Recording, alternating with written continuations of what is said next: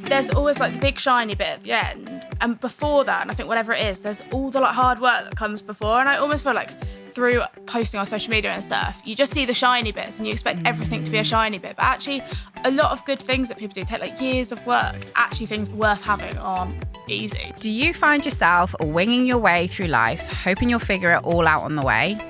Hello, it's me, Gabby Mendez, your 20s wing woman, and you're listening to the Talk Twenties podcast. Here you'll find me chatting to influential 20-somethings on different topics that matter to you in your 20s and all the things we never got taught in school. This is your ultimate guide to adult life. So if you're ready, let's go. Hello and welcome to another episode of the Talk Twenties podcast. Don't forget to subscribe to Talk Twenties on YouTube so you never miss an episode of us in the studio.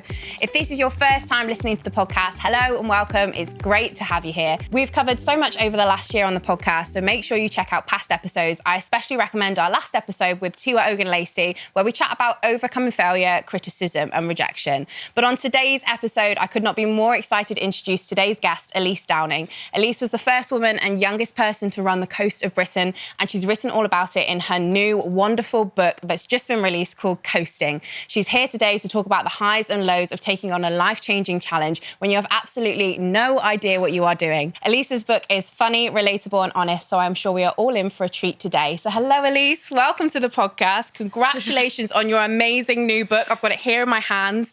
I finished reading it over the weekend and I absolutely love it. Congratulations. How does it feel to be an author? Thanks. It feels very surreal. Like I can't believe I'm sitting opposite someone and they're holding a book and I wrote the words in it. Like, it just feels... It's amazing because I feel surreal. Like before I meet you today, I feel like I know so much about you from reading this book, and it's kind of strange to meet someone for the first time and feel like you've read about so much of a big adventure that you went on, really. Yeah.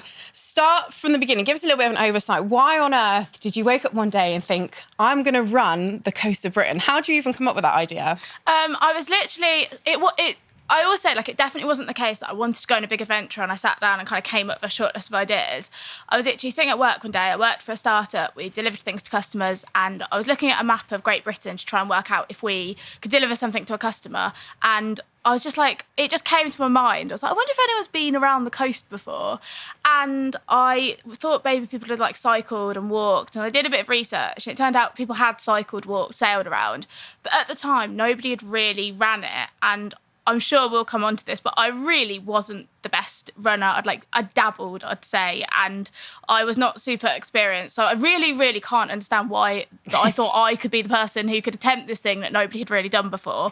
But for some reason, it seemed like a good idea. And yeah, I think in a way, I'd always loved the idea of doing something. I think it being in the UK made it feel a bit more doable, because I always say, like, however wrong it had gone, I could always just get a train home, basically. And I think if the idea had been to go and do something like in a jungle somewhere, I would just been, oh, that's ridiculous, I can't do that. So basically I just had this idea and it spiraled a bit from there.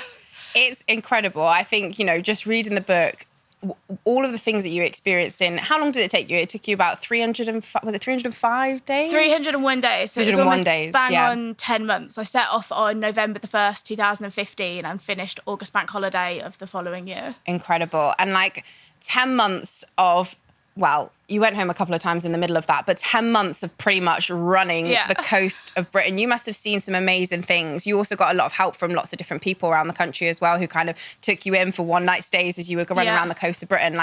When you look back at that experience now, overall, what do you feel about that time? Yeah, I think it was definitely kind of mixed things. I kind of feel like the start was really hard. It was winter, it was wet, it was muddy, I didn't have a clue what I was doing. And then over the course of the year, it just kind of got better and better. I feel like I settled into it. I started to feel a bit happier and a bit more confident in what I was doing. And the weather got better. And by the end, it was almost like being on holiday. I remember running down the east coast of England and it was so hot. And I was on these beaches and quite a lot of my friends came to visit because we're a bit closer to London where most of them lived. But I think the main thing that kind of stands out is I just can't believe how nice to me people were. I think there's so much of the book is about, the kind of strangers I stayed with, like you said. And the real positive of doing the book was getting to sort of remember all those memories that I almost hadn't thought about for a while. And I was like, I just can't believe, you feel like you hear in the news all this bad stuff about people, but fundamentally, I think people are so kind and I really experienced that firsthand. You can't really get kind of over it in the book, how much you talk about the kindness of people that took you in. I think it was unbelievable to see how many people had kind of just communicate. There was like a bit of like a web of people that kind of helped you out there. Oh, I know someone who's further up the coast and I know someone who else is further up the coast, and they all kind of took you into their homes. I think that's wonderful. But let's talk about setting out on this challenge a little bit. You mentioned quite early on in the book that you felt quite lost and confused in your early 20s. Is that kind of what set you off on this challenge? Is that why you wanted to do something different? How come you didn't want to do the kind of standard 9-to-5 job and you thought, I'm going to go and do something really, really different? Yeah, definitely. I think I always kind of joke that I had a job, a flat and a boyfriend that I didn't like. And I was like, if I just run around the country, I can ditch all these things without kind of dealing with any of the problems. And it's sort of a joke, but it's kind of true as well. I think I'd started a graduate job, I'd worked at a startup, and it was like a healthy food startup. Like in theory, I felt really passionate about what we were doing. And I loved my colleagues. It was a really fun company to work for. It definitely wasn't like a bad job in any way. Mm-hmm. But just the thought of sitting at that desk, it's such a cliche, but for another 50 years, I was like, this is ridiculous. Mm-hmm. And I think a lot of my friends seemed quite excited about these careers that they were starting. And I just was like, I just felt like overwhelmed by how much I didn't want to do it. And yeah, it just felt a bit just endless. And I was like a lot of people are when you first finish uni, I was earning terrible money. Like I could barely pay my rent in this flat in London that I was renting. And I was like, this just can't be it. And I think I'd always liked the idea of doing a big adventure, but it's never, or just doing something, I guess, going travelling or doing something exciting. But it just never really felt very practical. And I think, and maybe it was because like in a way that I don't know if I would feel now, like I was in my early 20s, I felt like time was just abundant, like giving up. And a lot of my friends were doing things like doing ski seasons or going travelling. So the thought of going away for a year didn't really feel like a big step out of my life in a way that I feel like even like 6 years later, I'd be a lot more wary too. So I think, I just felt I'd had no responsibilities, a lot of freedom, and I just didn't really know what else to do, to be honest. So when I had this idea, I was like, I'll do this. I love it. And I feel like what's really inspiring about you is you set out on an adventure and you openly admit that you had pretty much no idea what you were doing to begin with. Those early stages, I remember reading like bits of the book. Explain kind of some of the experiences you had from not really knowing what you were doing at the start. Like, did you make some big like errors along the way? Yeah, I think I recorded another podcast a few weeks ago, and the person put in the tagline, "You can't possibly overstate how unprepared Elise was," and I was like, that is so accurate. Yeah. And I do think a big part of it was just ignorance was bliss. I think if I'd done kind of almost as much running as I have now, and I'd known how hard it was, and I'd known how many amazing ultra runners there are doing incredible things, I would have just been like, well, that's not something I can do. Like, I couldn't do that. But I didn't know what I didn't know. So, and I think that's what probably gave me the confidence that I could have a go at it. But I remember I'd decided to run this ultra in the September before I started, and it was going to be 100 kilometres, and I was doing it with my friend Sophie, and I'd done like one disastrous marathon at this point, and I thought if I train for this race, I'll be like pretty fit, I'll be in a pretty good starting place to actually go and do the thing 2 months later. The training didn't happen. We were useless. I had to quit crying in a graveyard after about 20 miles. And I just remember a friend saying, if you can't train for this, how do you think you're going to run around the country? But I think you don't need to be able to do the whole 10 months or whatever it is of something. I just needed to be able to run that first day. And I was like, I can run the first day. So I set off. But at the beginning, I couldn't read a map. I got hopelessly lost the whole time. I'd never run with the heavy stuff in my backpack. That was the worst thing about it all. Like the backpack chafing was horrendous. And yes, there was a lot of getting lost and just not having a clue, basically. But I think it's for anyone listening right now, they're probably thinking you're so right. Like when they think about their ideas and stuff, a lot of the time it's they might spend too much time researching it, and that's really great. Like to have a really researched plan is probably great because it probably means that you might do things a little bit easier and stuff like that. But I also think there's a lot to be said for doing what you did, which is essentially just throwing yourself into it and kind of giving it a go. Because like you said, the first day, all you needed to do was run however many miles, and then the next day do the next and the next and the next. The most you ran in a day was 40 miles. Is that right? That was kind of how far in was that? That must have been 8 or 9 months in. So by that point, like over the summer, when I was kind of 6 months in, I was regularly running sort of like 20, 30 miles a day, and I'd really built up to that. And I think you just slowly get there by doing it day in, day out. And I always think it's like better to do something imperfectly than not do it at all. Like, yeah, I could have probably done a bit of a better like feat of athleticism if I'd prepared a bit better, but it was still better than not going. And whenever people ask about doing big adventures, and it is different. If you're going to somewhere really remote, you need to be prepared. And I wouldn't want to tell anyone to like go to the Arctic without preparing. But I think just do enough to like be safe, stay alive, and get to the start line. And I think people worry too much about all the other details, and you just work them out along the way a lot of the time. Yeah, I love that. That's great advice. So you talk a lot there about kind of the stronger body that you got over time, but you also talk a lot in the book about your brain spaghetti. Can you describe to us what you mean by brain spaghetti? Yeah, I think I just spent a lot of the trip, and this was more in the first months, I just felt like I wasn't doing it properly. I'd followed other people kind of doing these sort of adventures online, and I just felt like I wasn't adventurous enough and I wasn't doing it right. And all these people were being so kind to me and letting me stay with them. But then through that, it meant I wasn't like camping through the winter. And I was like, does this mean that I'm not very adventurous? And I just spent so much time worrying about this. And it was just this like tangle of thoughts. And I'd spend all day, every day just worrying about these ridiculous things. And I'd started posting these kind of daily video diaries about the run, and mostly thanks to my brother spamming every running forum on Facebook with my page. People kind of started to follow it, and people were incredible. It was all these people that I was staying with, and they were so supportive. And I'd put the video up and they'd say all these nice things, and I'd be like, I feel like I'm just a fraud, and you don't realise that I'm actually not this brave adventure person. And I think, yeah, brain spaghetti of just worrying about this all the time. And I don't know why, because I never like lied in the videos. I never pretended I was like out there slaying bears. I don't know why I thought anybody expected that. And it definitely, it didn't ruin the first few months, but it definitely made them a lot less enjoyable, because even when people were being nice to me and like being super kind, I couldn't just like let go and enjoy it, because I was like, well, they haven't seen through me yet. And then eventually, I think I got halfway around. I just thought, I have actually got to this point. Like I've ran to this point. All the other stuff doesn't matter. Like how I got here, my legs have done this, and like I guess the proof was in the pudding a bit. And then I started to ease into it a bit. Do you think that's true of like a lot of 20-somethings, that they kind of worry that, you know, they're not doing it right, or they're not doing it in a certain kind of way, and so they I mean, I'm definitely an overthinker, like 100%, so I could really relate to every point that you were talking about in the book, where you were saying, oh, I don't know if I'm doing it right, I don't know if I'm doing this right.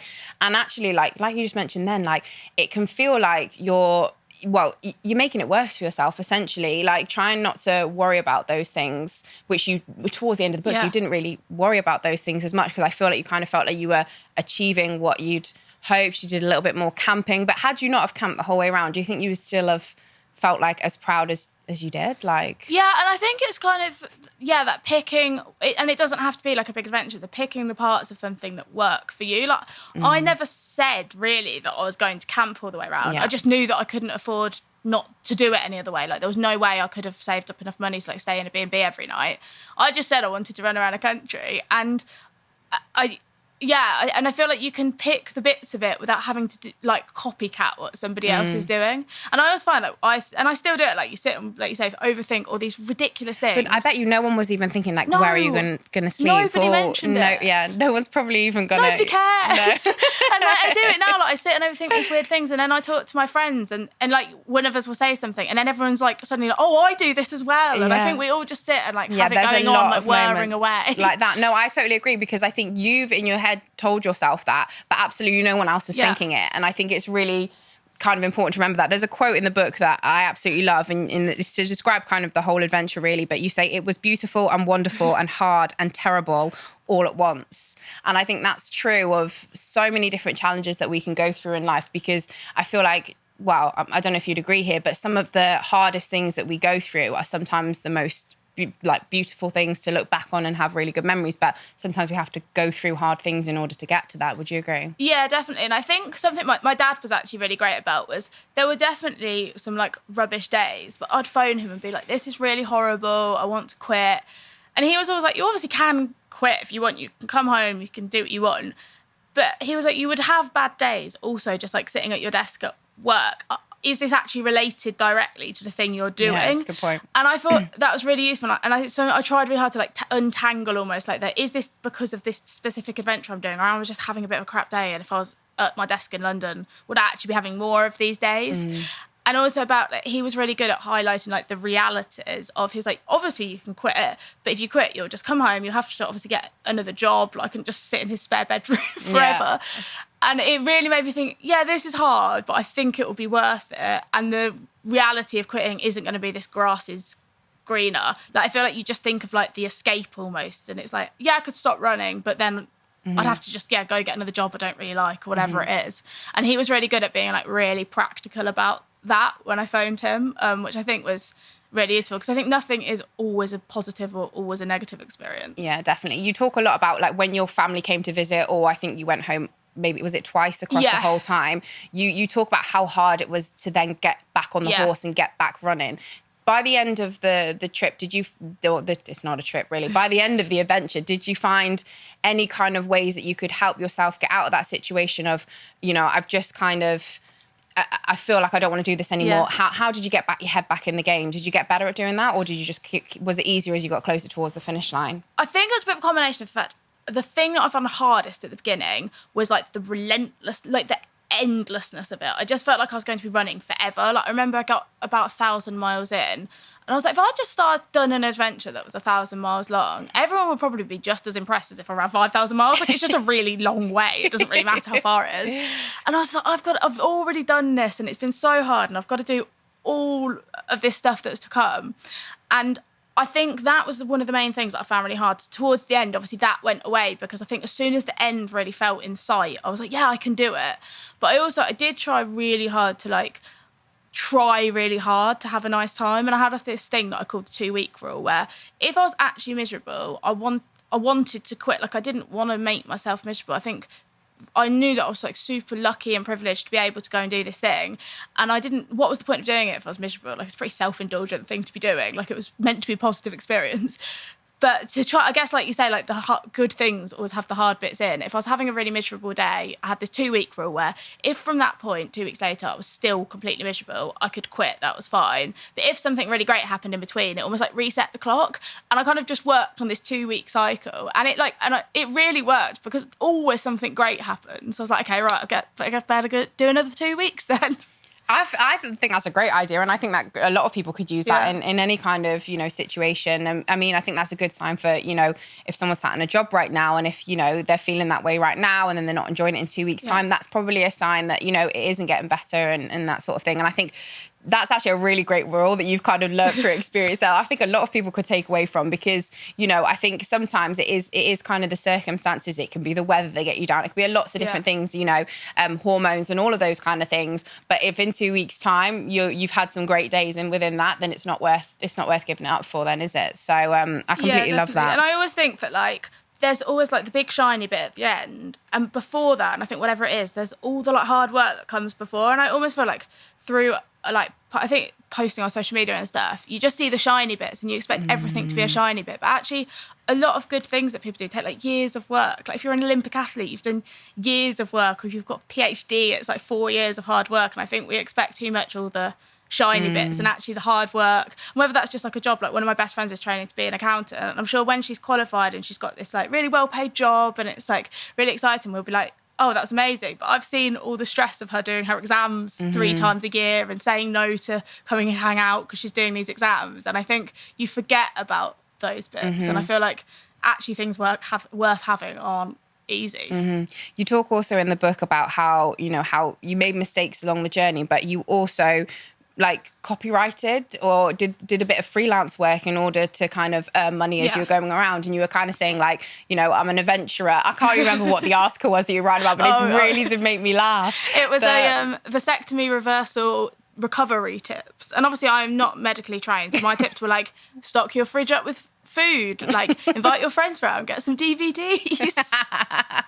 I love that. So you were writing articles for other people just to kind of make a bit of money in order to kind of fund this adventure as well. But obviously you weren't posting about that on social media, were you? So I feel like people often, like you mentioned, see the really shiny side of something like this and think, oh, you know, it must have been easy, it must have been a breeze. But there were so many different things that you experienced throughout that year that you know, that all came towards this big adventure, which is really exciting. Yeah, I also think that like I think that all the time, like, I worked full time from when I finished the run up until 6 months ago, in like a 9-to-5 full-time permanent job.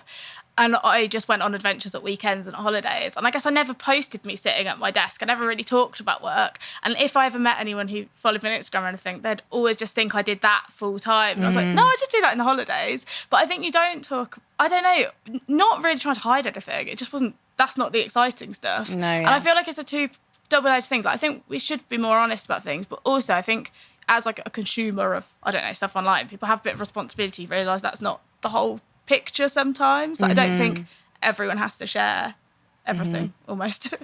So one of the biggest parts of your venture, we've already mentioned it, was how many people welcomed you into their homes. Yeah.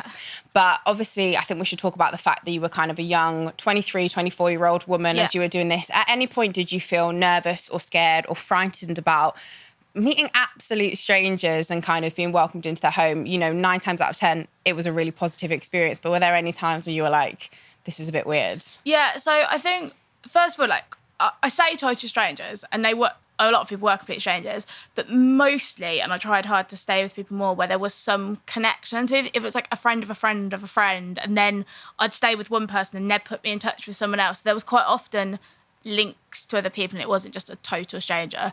And I did have a bit of a like vetting process, mostly just stalking people on Facebook, and I'd tend to stay with like families with young kids rather than like, frankly, like lone single men who I'm sure, like you say, 99% of the time, their intentions were perfectly like lovely as everyone else's, but you just don't want to take that risk, do you? And I also, every single day I checked in with my parents at like 6 o'clock and just said I was like alive, and if they hadn't heard from me, they would have been worried. And I didn't post my like live location, and people would sometimes ask me to put like a bit of a schedule of where I was going so they could join me, and I'd never do that. Like if someone messaged me, I'd arrange something. But so I think there are things you can do to kind of feel safer. And if I did get a message from someone and I felt a bit dodgy, I'd just politely decline. Like it's not worth a 3-night stay to kind of risk your kind of safety, I guess. And then, well, I don't know, there was like one situation in the whole thing that made me feel a bit uncomfortable. And other than that, I think I was cautious enough to not end up in those situations. And I also think sometimes perhaps it was because I was like blonde in my early 20s with my hair in plaits that so many people felt comfortable welcoming me into their homes. Yeah, it's true, yeah. Like it was such a privilege to be allowed into so many people's homes, and I would be like reading their kids' bedtime stories, and it was just so nice. And I think not that it in any way like makes up for kind of the risk, especially as women, we have in the world, but I think there is some positive to kind of, would I've got that experience if I was like a big grizzly adventurer with a beard? I'm not sure. So, I think it was like, kind of two sides to that. But yeah, basically I just was cautious, had like a bit of check-in process, had an alarm, and tried to hope for the best. I think it's amazing to hear some of the really brilliant stories of people kind of welcoming you in, and how much cake you had. I think that's a big... I'd love to know how many mentions of the word cake there are in the book, because you're like, I stopped for cake. Yeah. It became almost like a bit... I feel like I became a bit of a caricature of myself, because I've been posting these videos, and obviously they're like 30-second videos, and they'd all just be talking about... I just talked about the cake all the time. And I'm like, I actually eat quite a lot of vegetables, guys. I don't just exist on cake. So I think your adventure can kind of really show like what you can achieve when you put your mind to something. Do you have kind of anything that you're looking to in the future where you think you might use this past experience that you've had to kind of put your mind to achieving something else great? Like, I think writing the book actually was a kind of a good example of, like, I found writing the book a really similar sort of like mental experience to going on an adventure, a lot of time on your own, in your own head, doing the not very exciting bits. And then the past few weeks have been amazing and so exciting, but there was also a lot of like sitting on my kitchen table thinking, I'm never going to get this done. And I think it's just that you don't have to be the best at something to do it. And I think I like strongly believe if I could run around a country, almost anyone could, and especially like there are lots of like much better runners than me, but they haven't done it. And I think that's the thing for most things. Like there are lots of people who could write a great book, but they don't. And I think just the doing it is actually the thing that sets you apart normally. And I think that's what you have to remember. Like you don't need to be the best at it. You just got to do it. I love that. It's great advice. So talking about kind of coming to the end of your adventure, did you ever find it strange that how like sometimes the bigger moments in our lives can often, we kind of work them up in our heads, we big them up so much in our life that actually when we get to those things, they can kind of feel a little bit underwhelming. Obviously it's a brilliant achievement and you want to feel, wow, fantastic. But then obviously, you know, after the initial euphoria has kind of gone away, you kind of went back to kind of normal life, 9-to-5 job. How did you find that kind of transition and what was the end process of the race like? Yeah, so I think specifically in running, like if you do something over like a day or even a few days, you are so exhausted by the time you get to the finish line. You've really like given your all in a really short burst and you can't take another step. And I feel like it's just so great reaching the finish line.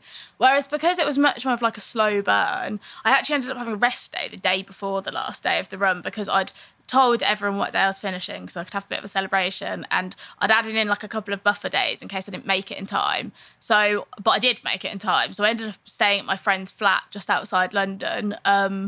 Just like, I don't really know what to do now. So by the time we got to the finish line, I think I'd ran about 10 or 15 miles on that last day, but I wasn't exhausted, I was fine.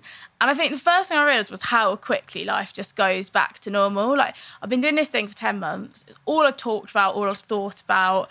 And then everyone else's life just carries on. And I remember how I end the book is like we literally went to a bar with some friends to celebrate that night, and I was trying to get the DJ to play an Anastasia song, and I was like, I've run around the country, and he was like, I literally don't care, I'm not playing Anastasia. Like, wrong crowd. And I was like, I've run around the country, and he just did not care. So I think when you're doing something, like, I think it's really important to kind of be content enough in it yourself, because and I've had so much support from the run and then for the book, and it's amazing, but at the end of the day, like, you can't rely on that. Like, you have to be happy of just done it, I think. But definitely, like, going back to normal life was, I mean, I did it the completely wrong way, I think. Everyone sort of warned me about the post-adventure blues, and I was like, oh, it'll be fine. And by that point I was really ready to finish. And I finished, I had like literally not a penny to my name. I was completely broke. And I stayed at my parents' house for a bit, and then eventually ended up just getting a new job at a startup in London, moved back to London. And I think because I'd gone from that being my whole identity, I almost just like didn't want to talk about it for a bit. And I was like, I just don't want to just be the broken record who's always talking about having done this run, even though that is exactly what I am at the moment. But I was like, I don't want to be that person. So I just like went back, I like hung out with just my old friends again and just stopped running for a bit. And I think now I feel like I've got much more balance in my life. Like, I do a lot of running and activities and stuff, and I feel like you can do a lot of around having like a full-time job. You don't have to be a full-time adventurer.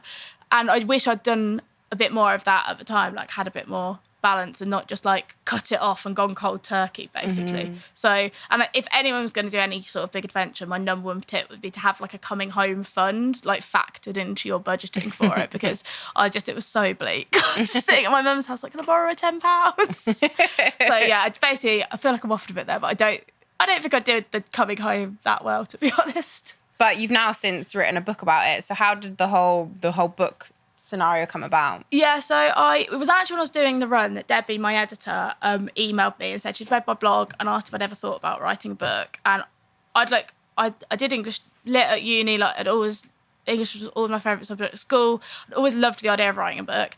I was way more excited about that than being on the adventure, I think, when I got the email. And I said yes, and then like when I finished, we kept in touch, and I kept telling her I was writing stuff, and I wasn't writing anything. And then like years went by, and we'd like occasionally exchange an email, and I'd be like, yeah, I'm gonna write something, but I think it took me a while to get like enough perspective on the experience. And then it feels like such a cliche, but it was last March, obviously coronavirus had hit, we're in lockdown, I'd got put on furlough from my job, and I was like, I knew I'd be annoyed at myself if I never had a go at writing it down. And I was like, this is the opportunity. I can't leave the house and I'm being paid and I just need to have a go. So after I baked all the banana bread, done the sourdough, done the Joe Wicks workout, so I started writing. And I sheepishly emailed Debbie, like, is there any chance you'd still be interested in the book? And luckily she said yes. So that's kind of how it came about. So that's what I've spent lockdowns 1, 2 and 3 doing.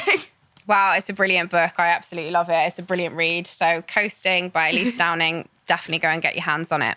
I want to chat to you a little bit more about your 20s in general. So, I mean, maybe it's a story from your adventure, or maybe it's a story post-adventure or before. But has there been a moment in your life when you think, you know, something funny has happened or disastrous has happened? You think, how can I even call myself an adult? This is so embarrassing. I just... You know, I wish I couldn't call myself an adult right now. Yeah, I think it's actually a story that's in the book, which I ummed and ahed a bit about whether to put this in, but I was like, I'm just going to put it in.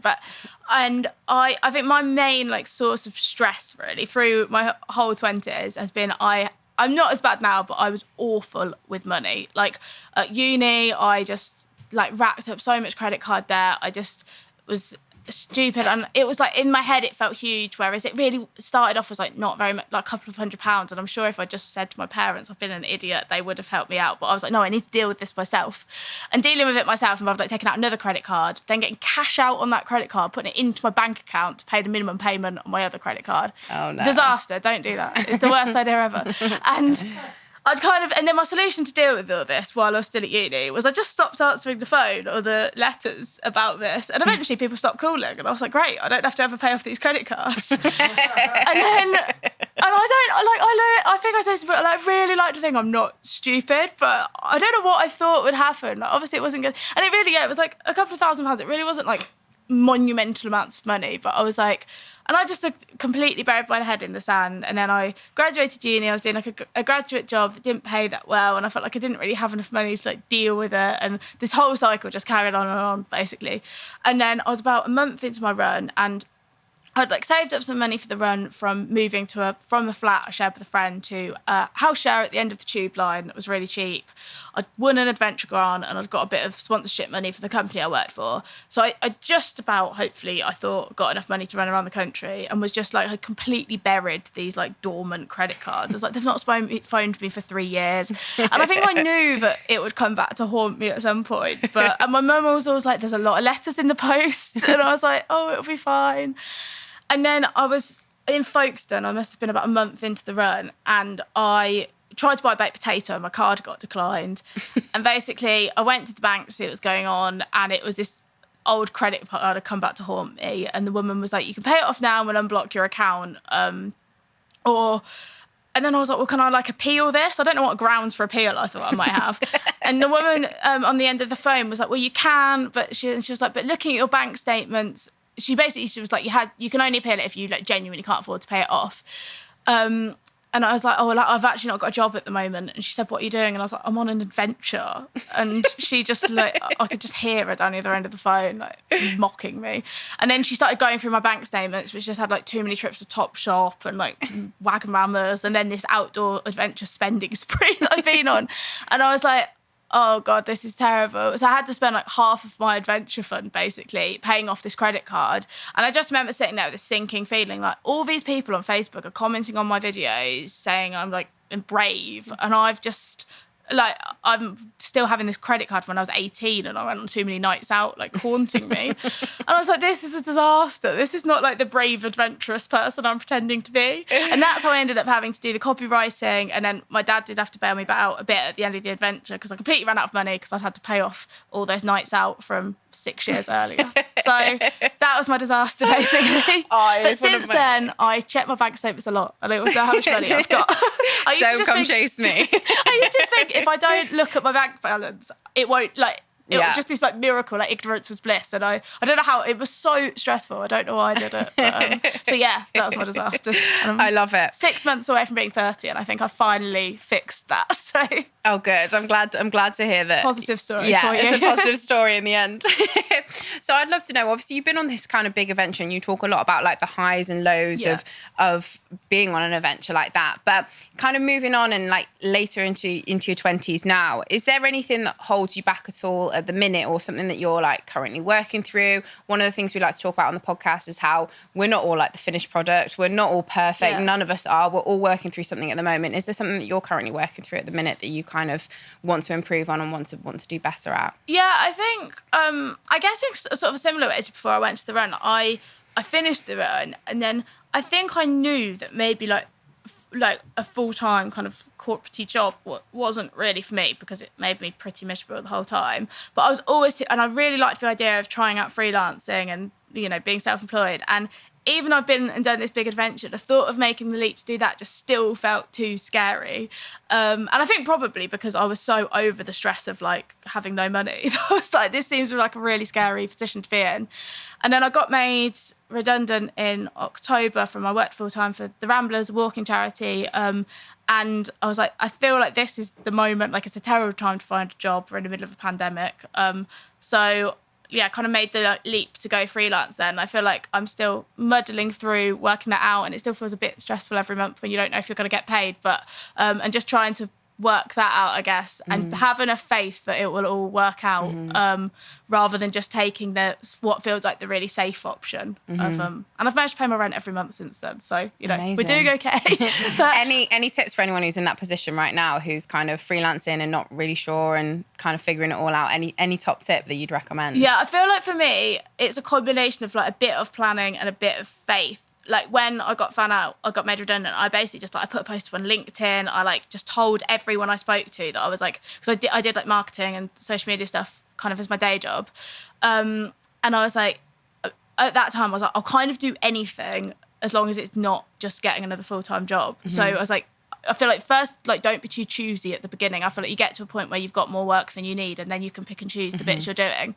So I just like spoke, and I feel like the people you know are the best people, and it doesn't have to be like, you don't have to have like, obviously it helps, but you don't have to have like family contacts. I feel like just putting a post on LinkedIn, and then like someone I worked with 5 years ago randomly got in touch and was like, oh, we need some work doing. So I think like make use of any contacts you have and people you know, and yeah, you just have to have a bit of faith, I think. And I've just found it kind of one thing leads to another thing, and then you get involved in something else. But it is a bit scary, but I've kind of found that quite motivating. I think like you work harder, because I'm like, well, if I don't, then yeah, I literally can't pay my rent. So but yeah, a bit of faith and a bit of planning. Love that. So who or what inspires you the most? You talk a lot about some of the runners in the community, of like adventure community as well. Are they still your biggest inspiration, or is there anyone else out there that really inspires you? I think honestly, for me, I find it more inspiring to people doing the kind of adventure running stuff just around their day-to-day lives. Like something I feel really strongly about, and I almost feel like a bit of a hypocrite talking about, because I literally did this, but you don't have to quit your job and go and do something. Like I feel like I know that I'm so much happier when I'm spending a lot of time outdoors and moving, and I think most of us would, but I think you can do a lot of that after work, before work, at the weekends, in your annual leave.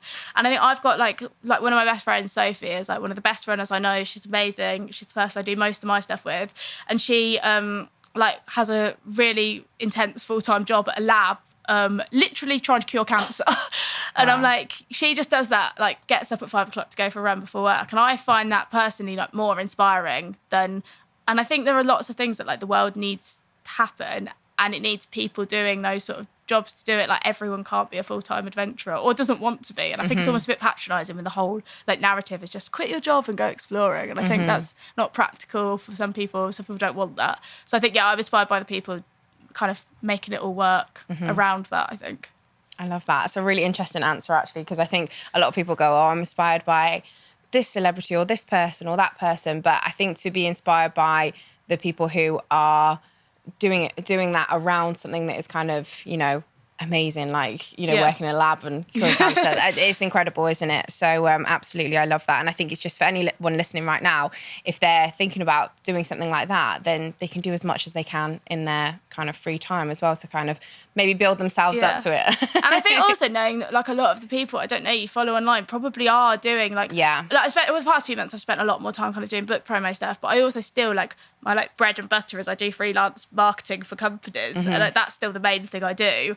And I feel like the things that people are talking about on their Instagram account aren't necessarily how they're actually making their livings and spending all day every day, and just sort of like knowing that most people are probably doing some stuff that's not that glamorous. definitely. Couldn't agree more. So, Elise, I always end the podcast with one simple question. And it's, if you were to look your 20-year-old self in the eye and just give her one piece of advice, what would you say? I think just that, like, it'll all be all right. I think there's like a meme or something about this, about showing what different like super successful celebrities like Oprah and stuff were doing. I think it is when they were like 23, or even it might even be older than that. And it's all things like working in a burger bar. Like, they hadn't made it at that age, but I think you expect to have like done everything when you're like 21, don't you? And I definitely felt like that. I was like, and like, it's taken me 10 years to even get close to feel like I'm getting towards doing something I want to do. So I think just, being like, it'll be fine. You don't have to have done everything by the time you turn 25. Absolutely. I love that. So tell us where we can get Coasting. It's a brilliant book. I definitely recommend it. You can get Coasting at all good bookshops, which is something I've always wanted to say. Yay! Like Waterstones, Amazon. Really encourage anyone to get it from an independent if they can. So, you can get it pretty much everywhere, I think. Absolutely. And my favourite review that I've seen, and I said it to you as soon as you walked into the studio, but I said someone described your book as Bridget Jones with running.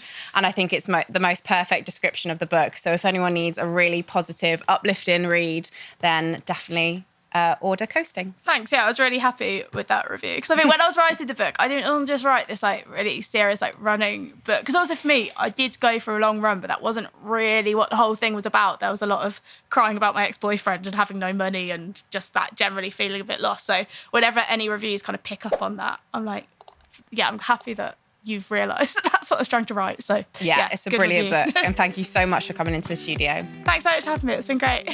Thank you so much for tuning in to this episode of the Talk Twenties podcast. I hope it inspired you in some way and pops a little pep in your step for this week. Got a spare minute?